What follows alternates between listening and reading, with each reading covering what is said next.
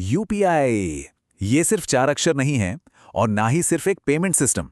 ये एक ऐसी क्रांति है जो हमारे पैसे को देखने और इस्तेमाल करने के तरीके को हमेशा के लिए बदल रही है। तो असल में ये यूपीआई है क्या और इसने भारत में पेमेंट की दुनिया में इतनी बड़ी हलचल कैसे मचा दी?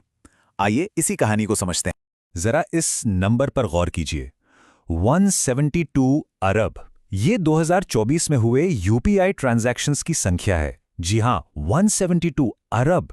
ये आंकड़ा हमें दिखाता है कि यूपीआई आज हमारी जिंदगी का कितना अहम हिस्सा बन चुका है। और ये कहानी सिर्फ आसान पेमेंट की नहीं है, ये एक पूरी आर्थिक क्रांति की कहानी है।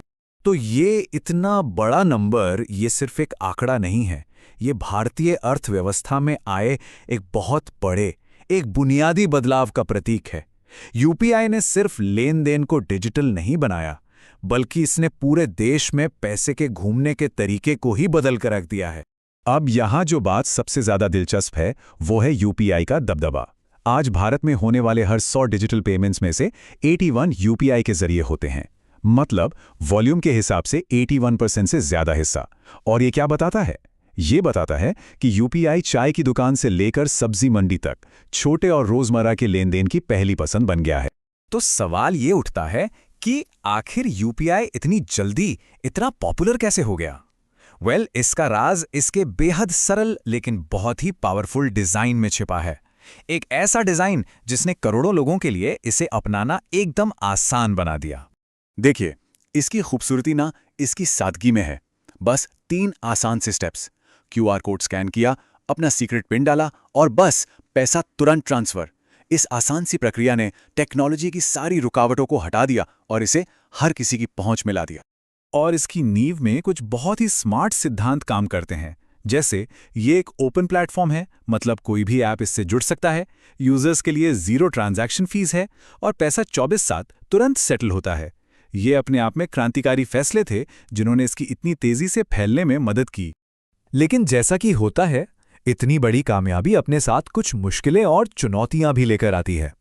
तो अब कहानी के दूसरे पहलू पर नजर डालते हैं, जहां कुछ ऐसे नतीजे सामने आए हैं जिनके बारे में शायद सोचा नहीं गया था। एक बड़ी चिंता जो सामने आती है वो है मार्केट का कुछ ही कंपनियों के हाथ में होना। आज की तारीख में सिर्फ 2 कंपनियां, फोनपे और गूगल पे, लगभग सारे यूपीआई ट्रांजैक्शंस को प्रोसेस करती हैं। इसने एक तरह की डुआपॉली बना दी है, मतलब सिर्फ 2 बड़े खिलाड़ी पूरे बाजार पर हावी हैं। और इस विशाल सिस्टम में कुछ कमजोरियां भी हैं। जरा इस रकम को देखिए, 1087 करोड़ रुपए। ये वो रकम है जो फिस्कल ईयर 2024 में यूपीआई फ्रॉड में लोगों ने गंवाई। ये इसकी सुरक्षा से जुड़ी कमियों की एक बहुत बड़ी कीमत है। और इस फ्रॉड का एक मानवीय चेहरा भी है। डिजिटल अरेस्ट जैसे नए और शातिर स्कैम, जहां धोखेबाज खुद को पुलिस वाला बताकर लोगों को डराते हैं, बहुत तेजी से बढ़ रहे हैं। ये स्कैमर्स लोगों के भरोसे और डिजिटल लिटरेसी की कमी का फायदा उठाते हैं। अब सुरक्षा से हटकर यूपीआई का अगला कदम एक और दिलचस्प बहस छेड़ रहा है, क्रेडिट का इंटीग्रेशन। और ये कुछ बड़े आर्थिक सवाल खड़े करता है। तो यहां एक बुनियादी सवाल खड़ा होता है, अगर यूपीआई यूजर्स और दुकानदारों दोनों के लिए मुफ्त है, तो फिर इस पूरे सिस्टम को चलाने का खर्चा कौन उठा रहा है?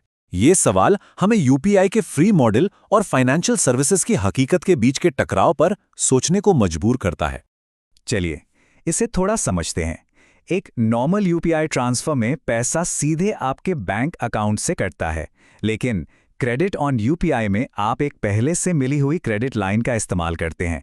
और असली फर्क यहीं आता है, जहां नॉर्मल यूपीआई दुकानदारों के लिए फ्री है, वहीं क्रेडिट वाले ट्रांजैक्शन पर उन्हें 1 से 2% का शुल्क देना पड़ सकता है, जिसे मर्चेंट डिस्काउंट रेट या एमडीआर कहते हैं। तो ये मुफ्त वाली बात को थोड़ा कॉम्प्लिकेट कर देता है। तो अब पेमेंट से आगे बढ़ते हैं और यूपीआई के भविष्य की उन जबरदस्त संभावनाओं पर नजर डालते हैं कि कैसे ये सिर्फ पेमेंट सिस्टम ना रहकर हमारे पब्लिक इंफ्रास्ट्रक्चर को बदलने का एक पूरा ब्लूप्रिंट बन सकता है।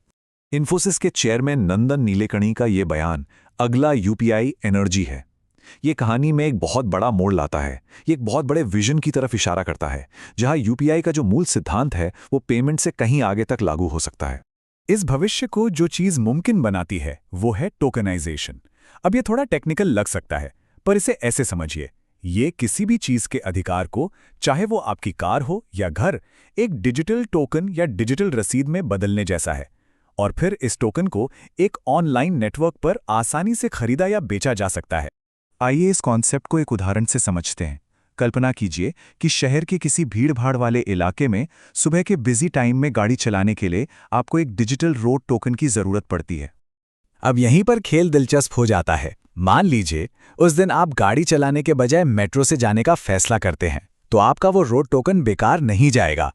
आप उसे एक डिजिटल मार्केटप्लेस पर किसी ऐसे इंसान को बेच सकते हैं जिसे उसकी ज़्यादा ज़रूरत है। मतलब पब्लिक ट्रांसपोर्ट इस्तेमाल करने के फैसले से अब आपकी जेब में पैसे आ सकते हैं। और यही कमाल का आइडिया है फिंटरनेट का, जो फाइनेंस और इंटरनेट से मिलकर बना है। ये एक ऐसा प्लेटफॉर्म है जो सड़कों, पानी और बिजली जैसे पब्लिक रिसोर्सेज को मैनेज करने के लिए मार्केट की एफिशिएंसी का इस्तेमाल करता है। और सुनिए, ये सिर्फ एक थ्योरी नहीं है, ये 2026 में लाइव होने के लिए तैयार है। तो आखिर में हम इस एक सवाल के साथ अपनी बात खत्म करते हैं। क्या हो अगर वही आसान और तेज सिस्टम जिससे हम एक कप कॉफी खरीदते हैं, हमारे शहरों की सबसे बड़ी समस्याओं में से एक, जैसे कि ट्रैफिक जैम को भी हल कर सके। यही है यूपीआई की असली ताकत। सिर्फ पैसे को नहीं, बल्कि हमारे आसपास की पूरी दुनिया को नए सिरे से बनाने की क्षमता।